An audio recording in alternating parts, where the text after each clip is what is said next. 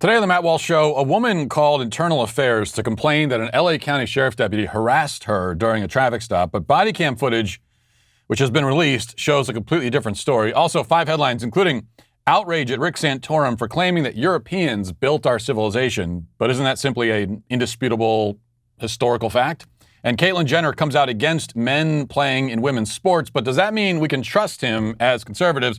Plus, the Gateses are getting divorced, and our Daily Cancellation, the Disney classic Snow White and the Seven Dwarfs, is finally being called out for its promotion of rape culture. It's about time. All of that and more today on the Matt Walsh Show.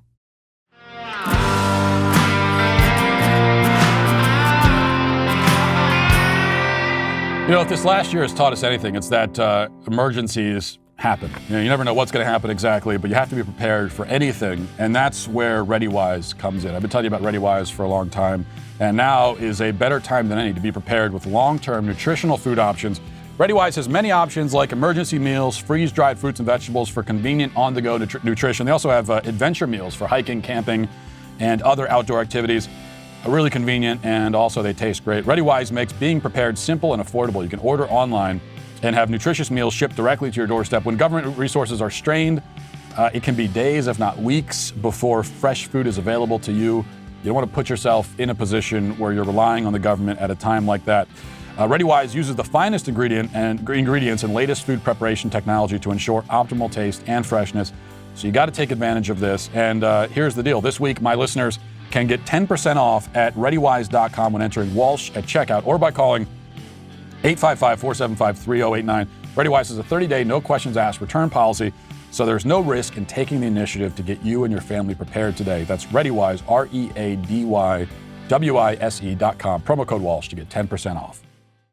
The correspondent for Fox News, Bill Mulligan, published a video on Monday that helps put things into perspective. This is what life is like for police officers these days. The video is footage from a body camera worn by a Los Angeles County Sheriff's deputy. Interestingly enough, the department doesn't require its officers to wear body cameras. This officer chose to wear one for his own protection.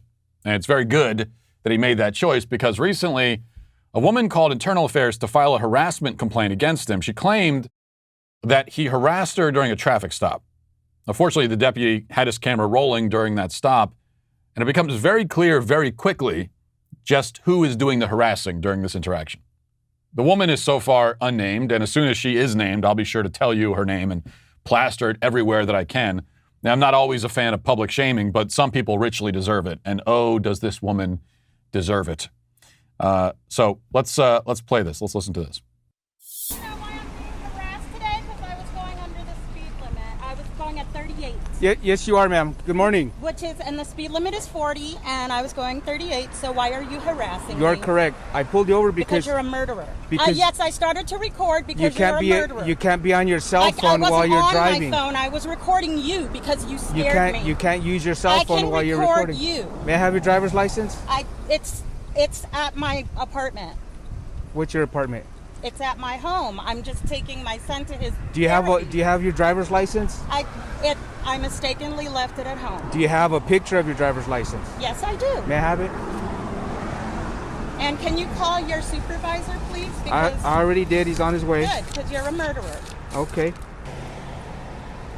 And so you're giving me a cell phone ticket? Is that why you're harassing me? Not harassment. Yeah. I am enforcing the law. I have a right to record the police when they're harassing me. By all means, but you can't do it while you're driving. I wasn't texting or none of that. Do you have that picture? You scared me and made me think you were going to murder me. Okay, well, I'm sorry you feel that way. Well, that's not just a feeling. You're a murderer. Okay. Can you zoom in on that for me, Sure. Jim? Thank you. And I'm perfectly legal, and I'm a teacher. So there. Congratulations. Murderer.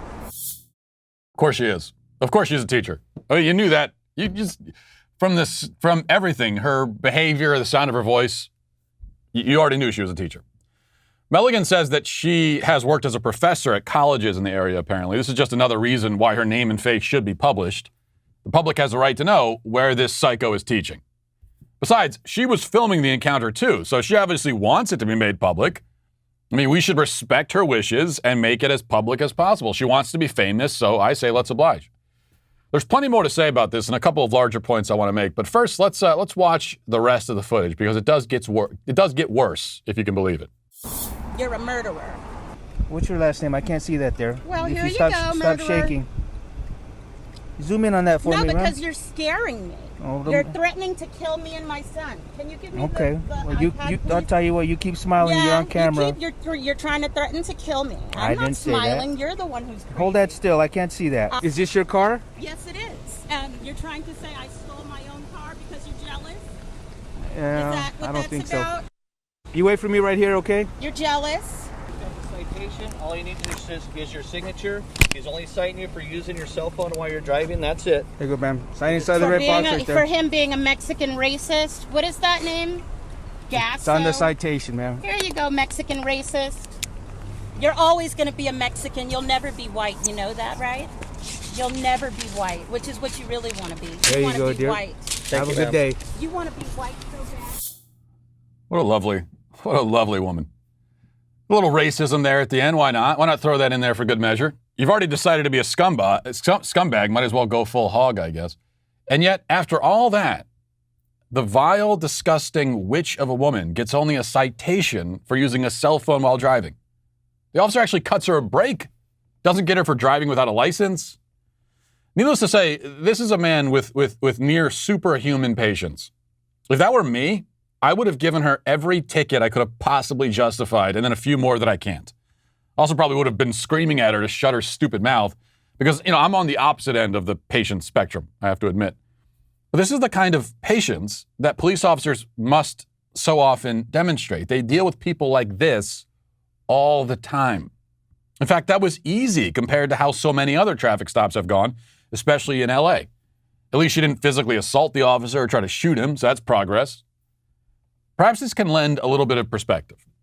Some police officers are bad, just like some members of every profession are bad. In some professions, the percentage of bad is much higher than others. Professions like academia, for example, riddled with lunatics like this. For police officers, only some are bad. Some, like this deputy, are almost unbelievably good at their jobs. Everyone else falls in between. They're just normal people doing their best, bad days and good days, successes and failures, getting by as well they can. I mean, this describes the vast majority of people on Earth in all vocations and all occupations. Now, what happens when a normal person is subjected to constant harassment and taunting?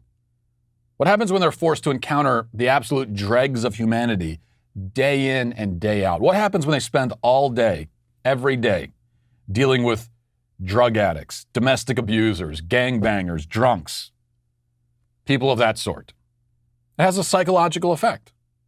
So my point is that whenever we see body cam footage of some citizen acting like a lunatic around the police, we're always asked to see things from that person's perspective, to understand the pain and trauma that led to that behavior and so on. Well, what about the pain and trauma of the guy wearing the camera? Might we consider things from his perspective too sometimes?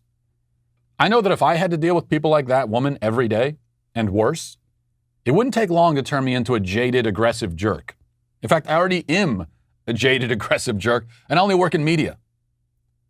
So the majority of police critics, if they had to deal with stuff like that all the time, they'd be far worse than the worst police officer that they criticize. Two other things to think about.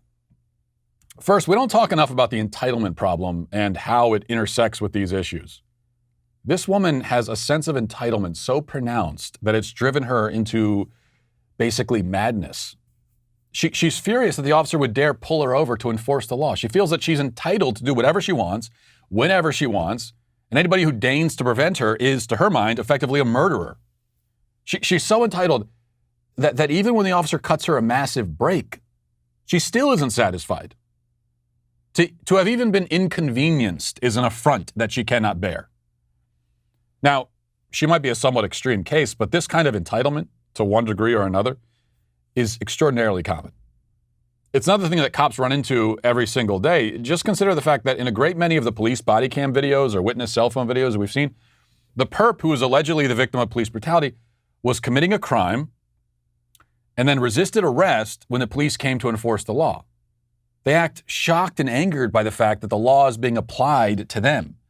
They're so self-entitled that they expect they can refuse to be arrested, and the cop will just go, well, okay, never mind, sir. Sorry to have bothered you on this fine afternoon. When the cop doesn't respond that way, they become violent. Again, police encounter this mentality day in and day out. Also, the woman in that video, let's focus on this for a second. She repeatedly claims that she is scared. Another thing we hear all the time. All these people who say they're scared to death, afraid they'll be murdered by the cops, blah, blah, etc. But so often these scared people act exactly like this woman. She's scared of the cop, and yet she's going out of her way to antagonize him.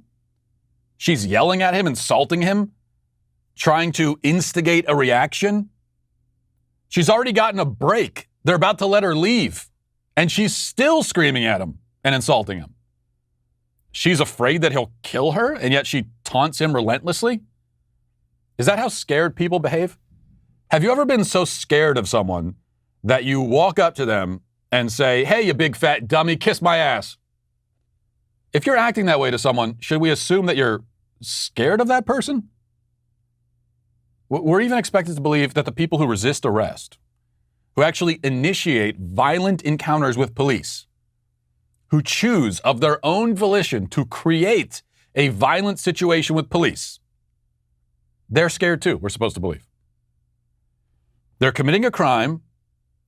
They're being arrested for committing a crime. All of that is totally fair. They could simply go off to jail, fight this in the courts. But then they decide to make it violent. Didn't have to be. They made it that way because they're scared. And the BLM rioters in the street who throw rocks at cops, taunt them, cuss them out, sometimes strip off their clothes and dance naked in front of them, they're scared too, supposedly. All of these people professing to be deathly afraid of the police and yet acting towards the police in exactly the sort of way you'd act towards someone if you weren't afraid of them in the slightest. Could it be that all this talk about being scared is nonsense? Could it be that it's nothing but emotional blackmail? An act, a charade, to justify their own despicable and indefensible behavior? Yes, it could be. And it is, in fact. Nearly everything you hear from the anti-cop left is bogus. Everything. The claims they make about policing in general are statistically false. But even the claims they make about their own emotional states are also false. It is all false. All a lie. Every bit of it. And we should never forget that. Now let's get to our 5 headlines.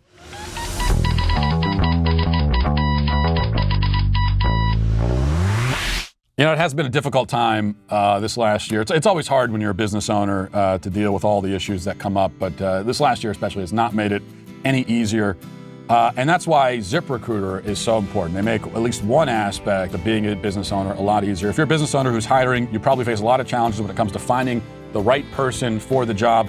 That's why hiring can feel like, trying to find a needle in the haystack. Sure, you could post your job online, you could post it on some kind of job board, but then all you're doing is hoping that the right person stumbles across it, which is why, forget about that. You need to try ZipRecruiter for free at ZipRecruiter.com/Walsh. When you post a job on ZipRecruiter, it gets sent to over 100 top job sites with one click.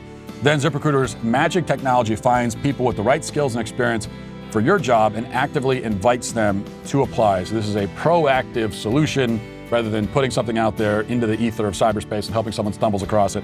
ZipRecruiter is going to go find that candidate for you. In fact, ZipRecruiter is so effective that 4 out of 5 employers who post on ZipRecruiter get a quality candidate within the first day. Okay, so while other companies overwhelm you with way too many options, ZipRecruiter finds you what you're looking for, which is that needle in the haystack. And right now you can try ZipRecruiter for free at this web address, ZipRecruiter.com/Walsh. Once again, remember to go to this unique place, ZipRecruiter.com/WALSH. ZipRecruiter, the smartest way to hire. Okay, so number one here, I always say never apologize to the outrage mob. Here's another exhibit to enter into consideration for that. Rick Santorum was speaking at a YAF conference, and we're good friends with YAF over here, big fans and partners with YAF. And he was speaking at a conference a few days ago. I think this was in D.C., I believe, but I could be wrong about that. And he got into some trouble because of what he said about our history, this country's history. Here are the allegedly offensive remarks. Listen. If you think about this country, I don't know of any other country in the world that was settled predominantly by people who were coming to practice their faith. They came here because they were not allowed to practice their particular faith in their own country. And so they came here mostly from Europe, and they set up a country that was based on Judeo-Christian principles. When I say Judeo-Christian, the Mosaic Laws, 10 Commandments, and the teachings of Jesus Christ, the morals and teachings of Jesus Christ. That's what our founding documents are based upon. It's in our DNA. You know, if you think of other countries like Italy and Greece and China and Turkey and places like that, they've all sort of changed over time. I mean, they've been there for millennia in many cases. And their culture has sort of evolved over time. But not us.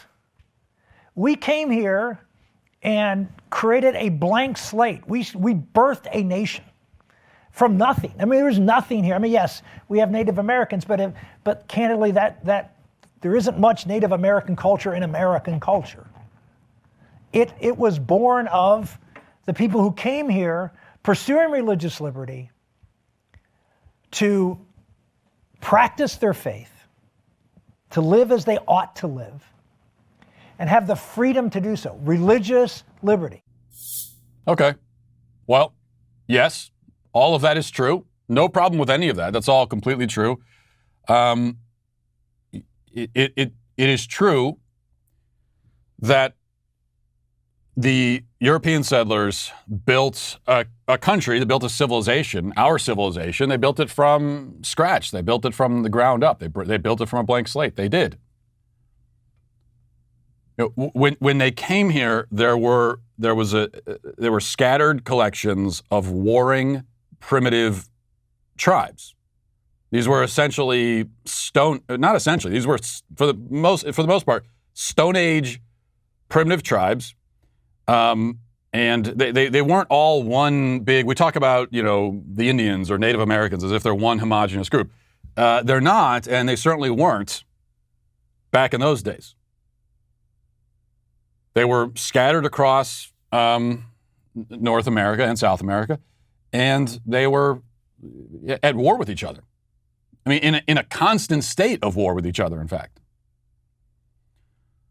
European settlers came and they built our civilization as we know it today. All of that is true. It just is. Now, you might not like that it's true. You might prefer that people don't acknowledge that it's true, but it is true. Now, but Rick Santorum got into a lot of trouble with that with the left, and they were very upset, and his name was trending, and everybody was outraged. And he went on CNN with Chris Cuomo a couple nights ago to address that. Now, he didn't apologize. And I want to give him credit for not apologizing, and I do sort of, but he all but apologized.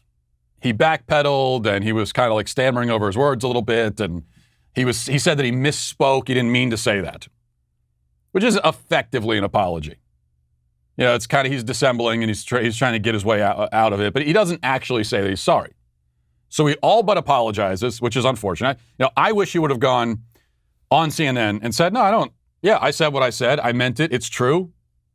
Oh, you don't like it? It offends you? Well, I don't care. It's a simple fact. I wish he would have done that, but he didn't. But he also didn't say the words, I'm sorry. And we know with the left, so even if you apologize, they're not going to be satisfied. But if you don't even do that, I mean, if they're upset at you about something, and the first words out of your mouth aren't, I'm sorry, oh man, they can't, talk about entitlement. They can't wrap their heads around that. They're going to be left speechless. And so now we go to Don Lemon, who was the day after was talking to, I think this is the day after, talking to Chris Cuomo about that exchange with Rick Santorum where he doesn't explicitly apologize.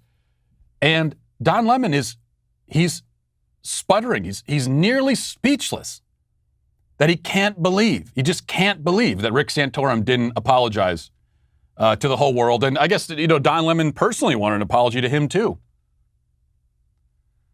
So here's Don Lemon rendered nearly speechless. I was furious watching the interview in my office. I cannot believe the first words out of his mouth weren't, "I'm sorry, I said something ignorant, I need to learn about the history of this country." No contrition, didn't talk about, the suffering that Native Americans have had to deal with in this country. It was, Rick Santorum, really? Did he actually think it was a good idea for him to come on television and try to whitewash the whitewash that he whitewashed? It was horrible. It was horrible and insulting, and I apologize to the viewers who were insulted by it, because I was sitting in my office furious, because he's done it so many times. So many times. And it's just, I'm sorry, it was so egregious and insulting, and everything that we talk about the founding of this country, Europeans did not found this country. It was here. The Native Americans had this country before the Europeans came. What a drama queen. Calm down, Don. You're embarrassing yourself. This guy's so emotional. I couldn't believe it. How could he? He didn't apologize. I can't believe it. Just shut up. And he says, okay. He says that Rick Santorum didn't acknowledge the suffering of Native Americans. So? Why does he have to acknowledge that? That's not what he was talking about. See, that's the thing. We can talk about our history as a country and as a civilization. We don't have to run through a list of all the sins and all the people who are victimized before we get to that point where we can talk about the history. Sometimes we can just talk about the history. That the suffering of Native Americans wasn't relevant to the point he was making. But this is what the left wants. You better not dare, in their minds, say anything about American history without prefacing it with an apology. Before you express any pride, certainly, in your country's history, you better start by saying, "Well, I'm so sorry. The Native Americans, they suffered, and all these other minorities suffered, and everyone suffered, and it was a terrible, terrible thing, and everything was horrible. It was a horrible country. But also, here's what I want to say." That's how you're supposed to start. I'm happy that Rick Santorum didn't start that way. Of course, then he goes on TV and he still backpedals and says that he misspoke. So he doesn't really get any credit from me at all. But it just goes to show. There's no, why backpedal at all? Why claim you misspoke? You didn't misspeak. You said what you meant to say and you were right. You're not going to get any credit at all. You get zero. You get zero credit. This is like for the left, they're like teachers, where if you get one question wrong on the test, you get zero. You get no credit at all. Except the test here, it's not a factual test. The test is how much are you lining up with. The test is all about their ideology and how do you line up with it. And are you lining up with their preconceived notions and their ideological convictions? If you deviate from that at all, then you get zero credit. So why bother? Why bother? You've already got Don Lemon crying on camera. You might as well. I wish Rick Santorum had gone all the way. I wish he just sat there and laughed and said, "Oh, people were upset about that? That's great. Yeah, I don't care." I wish he had done that. Can you imagine Don Lemon if Santorum had said that on Chris Cuomo's show?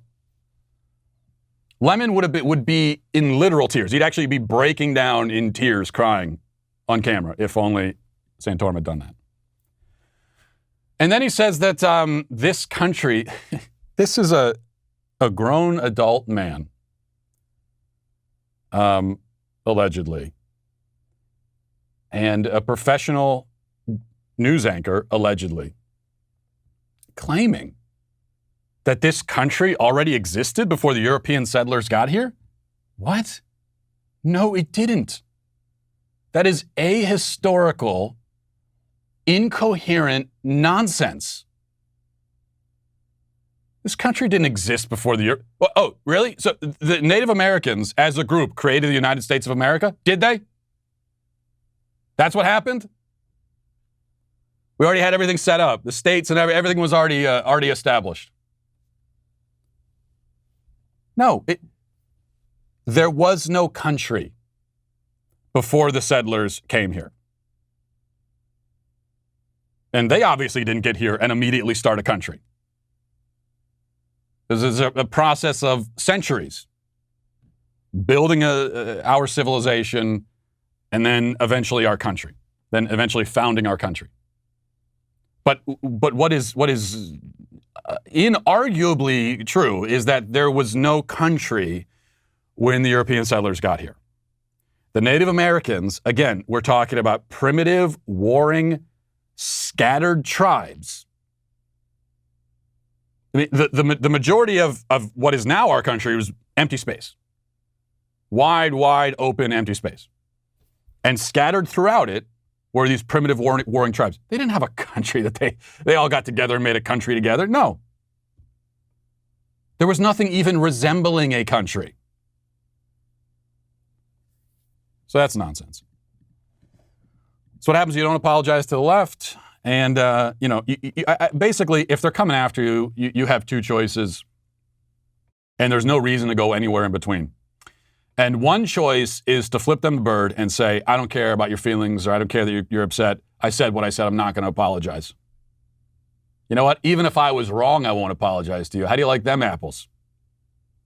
But I'm not wrong. So you could do that. That's my recommended path. Or if you're not going to do that, then you might as well go all the way. Get on your knees, groveling, crying, begging for forgiveness. You probably still won't get it, but there's a chance, maybe.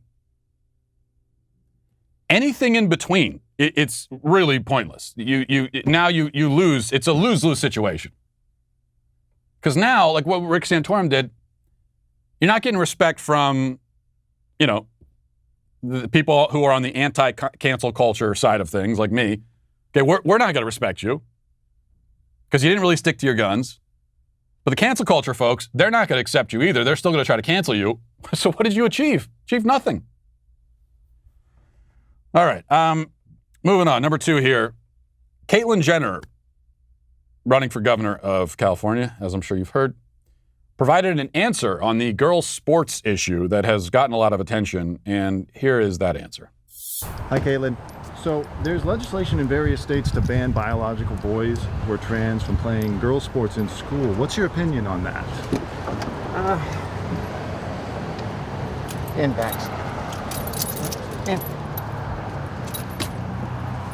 This is a question of fairness.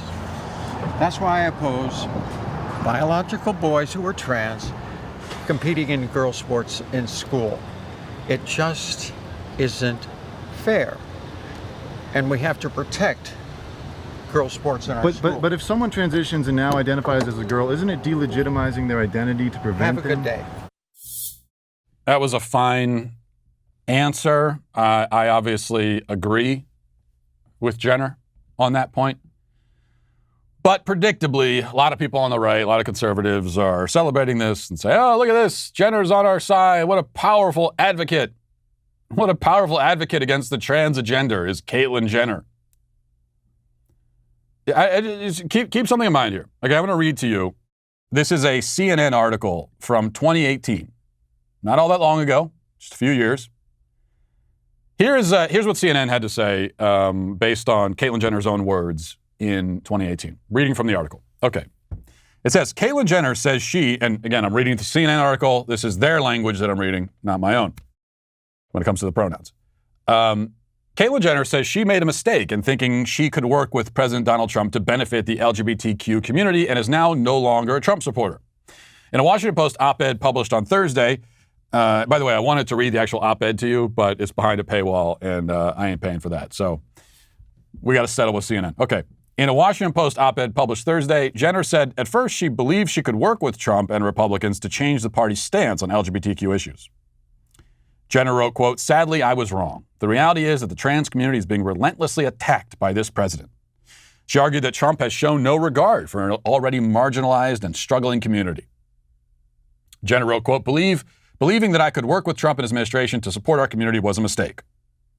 She pointed to a New York Times report that the Department of Health and Human Services has drafted a proposal to define gender under Title IX as solely male or female at birth with no room for change.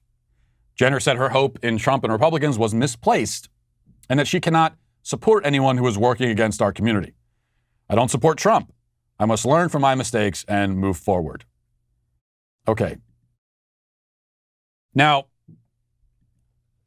you might say that the sports issue, from what I could tell based on the CNN report anyway, the sports issue was not specifically addressed in that op-ed, but Jenner was coming out forcefully in favor of, quote, trans rights. And we know what that means. You know, anytime you hear trans rights, advocating for trans rights, well, it doesn't mean like trans people should have First Amendment rights and Second Amendment rights. Because everyone agrees with that. Those aren't trans rights. Those are everyone's rights, no matter who you are. So anytime you put the qualifier in front of it, something is wrong. Same goes for women's rights. You know, anytime you hear someone advocate for women's rights in modern society, you know that whatever they're about to say is wrong and bad. Because women already have in our society all of the same rights as men. All of the same legal rights. All of them. So if you're hearing about something called women's rights, well, now that means that there's additional rights. Specific, qualified rights specifically for women that they're advocating. Such as, for example, the right to kill their children. Men don't have that right. That is a right that only women have. And so these days, when someone is advocating for women's rights, that's what they're advocating for. Because, again, everyone has all the same basic rights and protections. We all do. And I wish that we could celebrate that and be happy and say, you know, we all have equal rights in this country. We've achieved it. As much as we could hope to ever achieve something like that, we've achieved it. But no, so when it comes to trans rights, trans people have all the same basic rights, basic protections under the law. They even have the right to participate in sports. Despite how the media frames it in the media headlines, no one is advocating for bills to ban trans people from sports. Nobody. I have not heard any single person say that. All we're saying is that if you're a biological male, you play with the boys. If you're a biological female, you play with the girls. And if you happen to be trans, whatever, fine. You know, you could be trans, you could identify however you want. But sports is going to be determined based on biology. That's it. So again, trans rights means advocating for extra additional rights. And that's what Jenner is advocating for in this article. That's what Jenner has advocated for. And now we're supposed to believe, all of a sudden, he's had a change of heart on this? And yet still identifies as trans himself? Yeah, I don't buy it for a second. I don't buy it for a second. And if you actually think, if you listen to that, and you believe that Jenner is now going to be an effective fighter against and advocate against the left's agenda on gender and sexuality and all that, then naive does not even begin to describe you. It really doesn't. As conservatives, we got to be smarter than this. We need to find effective advocates for the conservative cause. Not poor or mediocre advocates who happen to check a few of the identity boxes. Because that's the strategy we've been trying to use for years. It doesn't work. So we'll say, this person isn't that great or compelling and it's kind of milquetoast at best, but, they have this or that. They fall into this or that identity category, and so the left will be stumped. They won't know what to do. Doesn't work. The left has already disowned Caitlyn Jenner. They did that years ago, really. They've certainly done it now. So whatever you think, whatever conservative cause you think will be more powerful coming out of Caitlyn Jenner's mouth, you're wrong. Okay, you're wrong. What we need are people who are just powerful advocates of their own accord, wherever they fall on the, whatever their demographics are. Powerful advocates. Caitlyn Jenner is not a powerful advocate of anything, least of all the conservative cause. All right. Bill Gates made an announcement yesterday. Here's the statement. He says, after a great deal of thought and a lot of work on our relationship, we have made the decision to end our marriage. Over the last 27 years, we have raised 3 incredible children and built a foundation that works all over the world to enable all people to lead healthy, productive lives. We continue to share a belief in that mission and will continue our work together at the foundation, but we no longer believe we can grow together as a couple in this next phase of our lives. We ask for space and privacy for our family as we begin to navigate this new life. Now listen,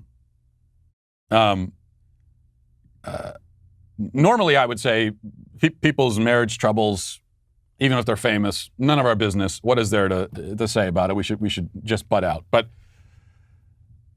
Bill Gates has no problem imposing his personal opinions and views on our lives. He has no problem using his position and his wealth and his power to impose on us. He's been doing it all throughout the pandemic.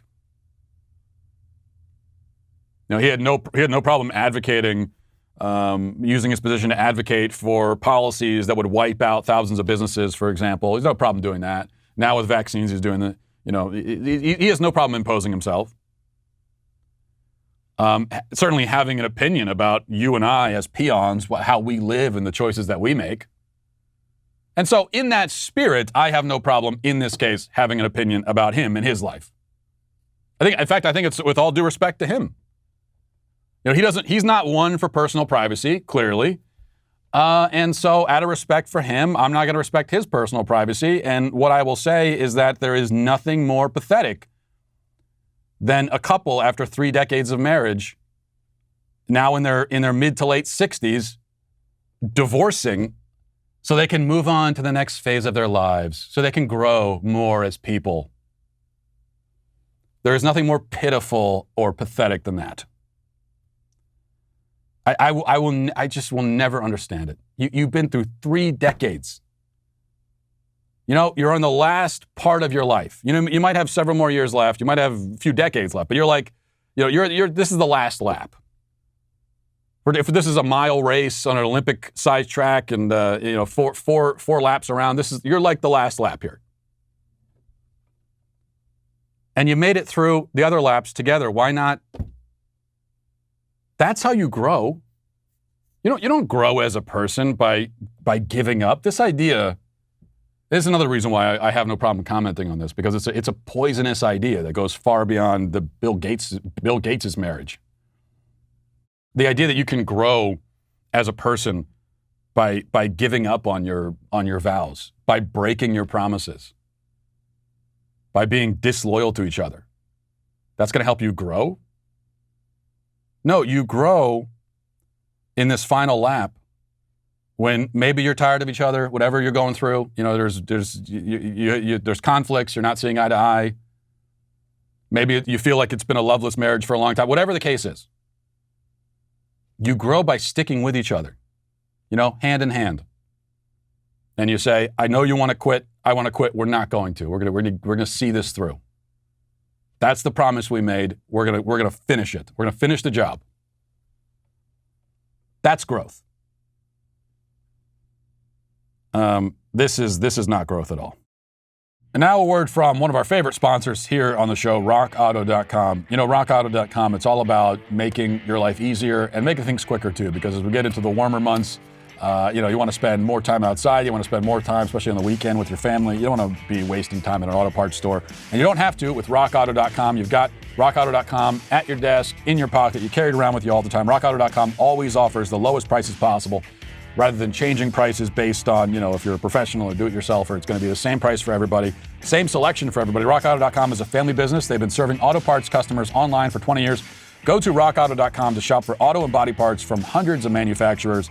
And if you find it on RockAuto.com, whatever you're looking for, You're going to find it most likely on rockauto.com, and you're also going to know that whatever the price is there, it's the best price you're going to find anywhere, so you can stop your search. Amazing selection, reliably low prices, all the parts your car will ever need at rockauto.com. So go to rockauto.com right now, see all the parts available for your car or truck, and as always, remember to write Walsh in their How Did You Hear About Us box so they know that we sent you. Let's move on now to reading the YouTube comments. This is from Terrence, says, Matt, wouldn't your belief in UFOs disprove your Catholic convictions? I don't see how it does at all.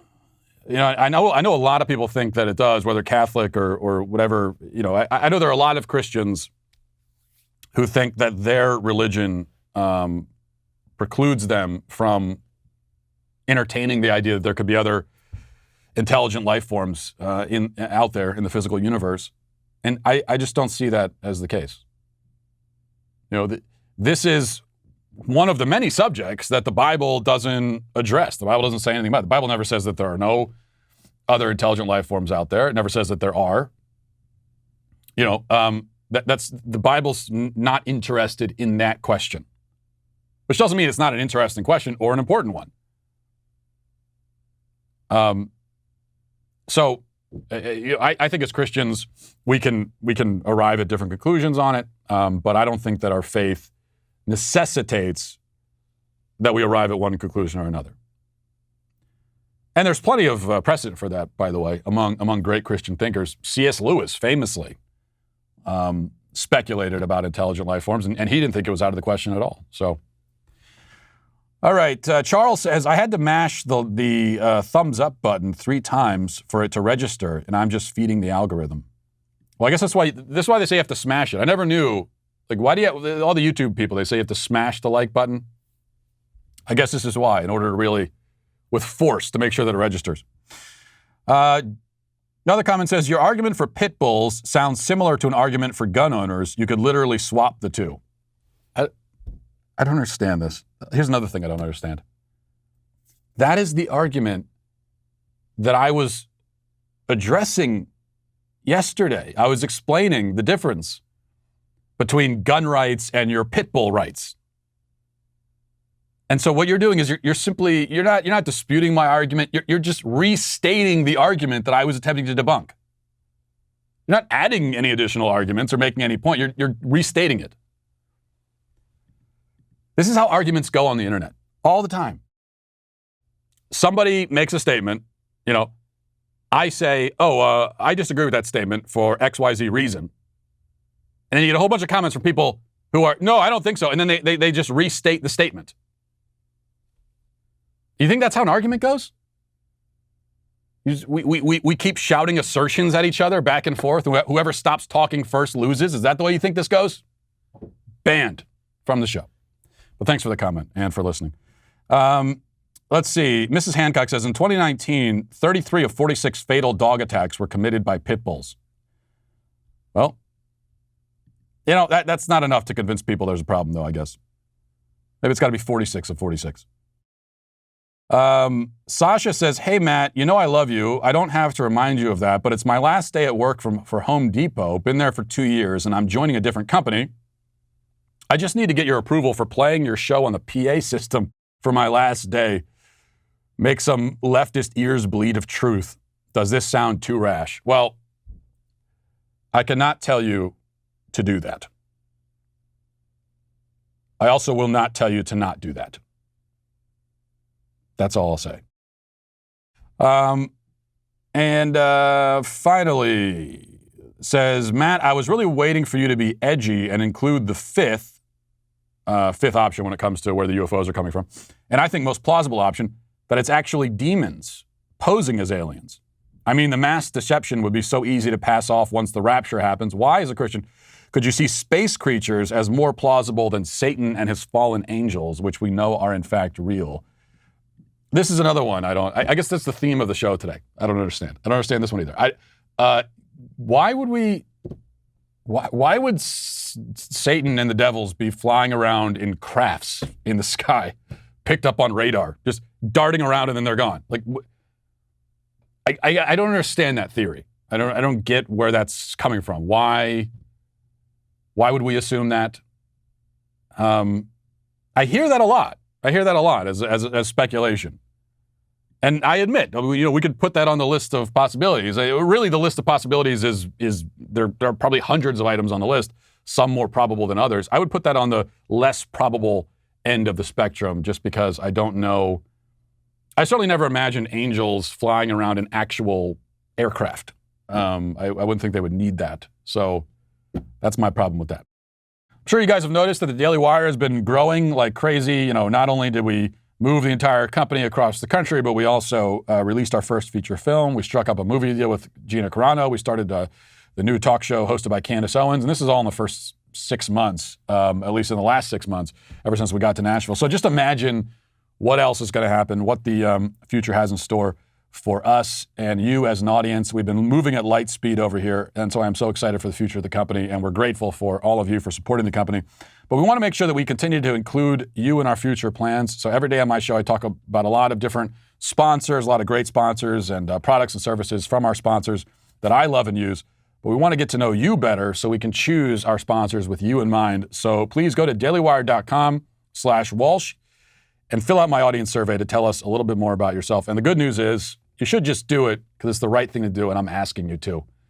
But if that's not good enough, and it probably isn't, you also can enter to win a $1,000 gift card if you go, again, to dailywire.com/Walsh. And go there now, fill that out.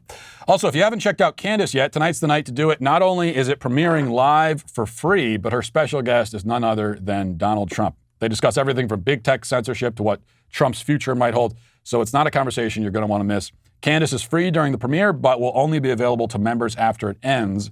So catch it live tonight at 9 p.m. Eastern, 8 p.m. Central, only on dailywire.com.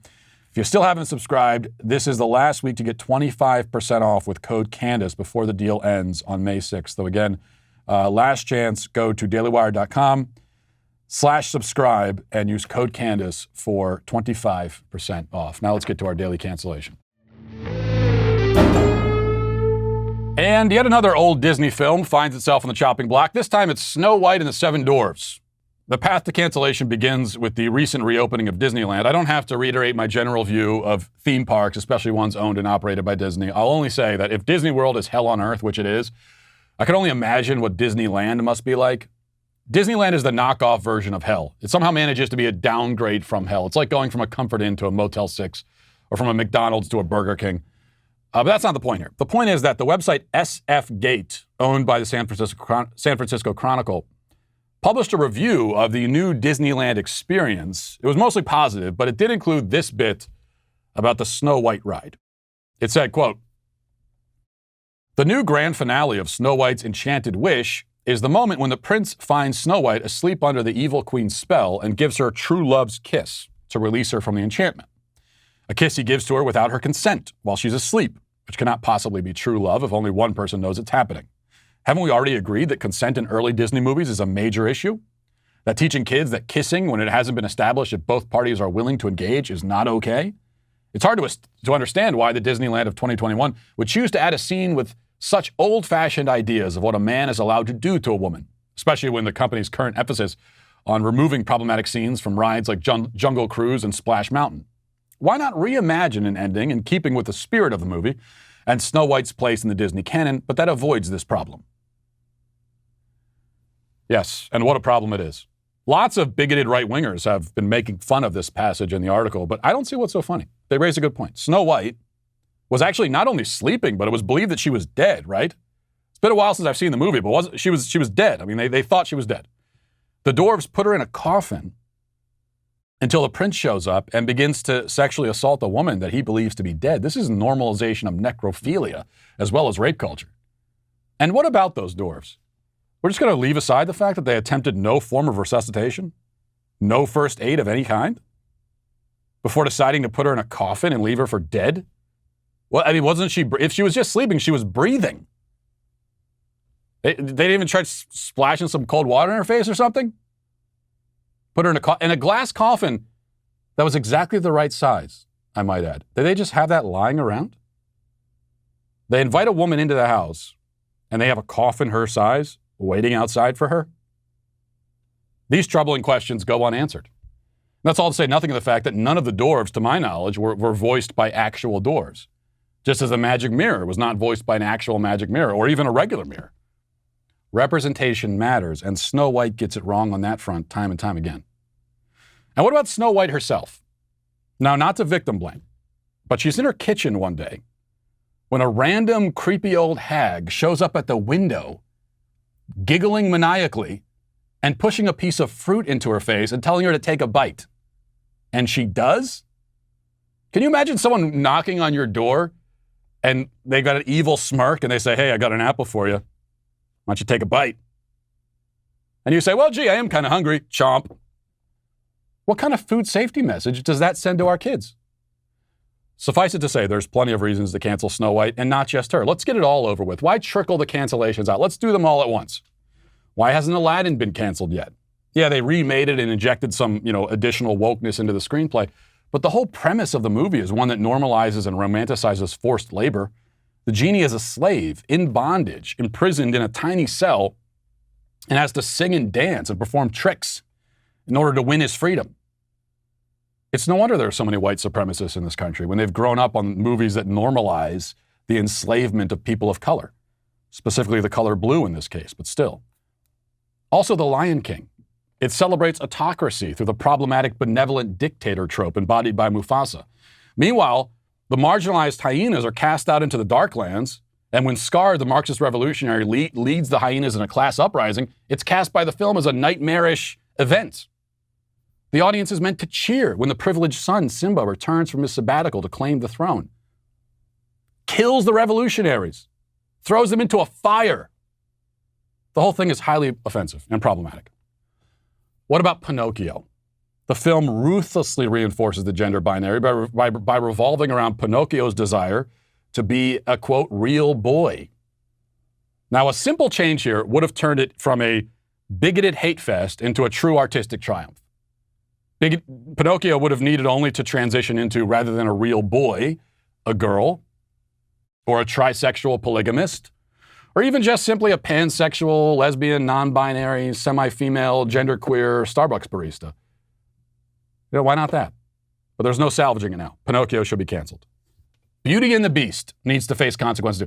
The one good thing about that movie is that it has a very progressive attitude towards sex. Belle enters into a romantic and consensual, for the most part. I mean, she was imprisoned by the guy, so.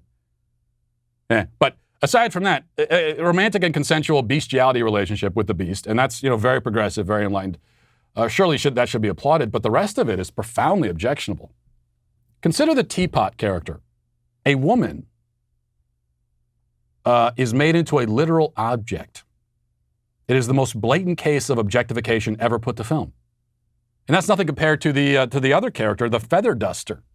If you can believe it, the movie depicts not only a woman turned into an object, but the object is an actual feather duster.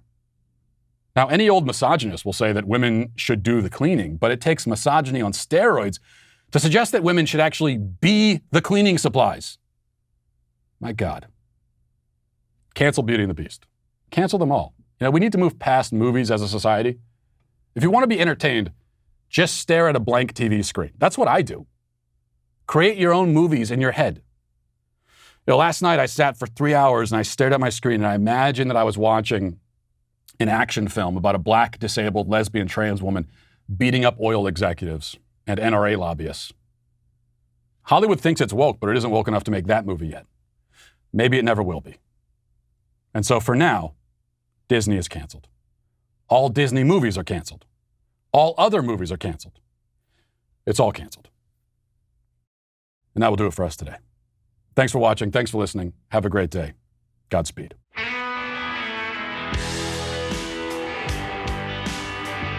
The Matt Walsh Show is produced by Sean Hampton, executive producer Jeremy Boring.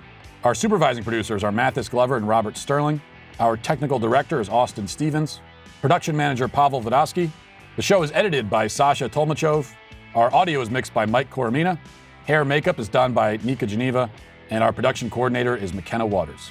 The Matt Walsh Show is a Daily Wire production. Copyright Daily Wire 2021. House Republican leader Liz Cheney sounds like and is a big lib. Don Lemon denies that Europeans founded America, and Catholic bishops get tough on pro-abortion politicians. Check it out on The Michael Knowles Show.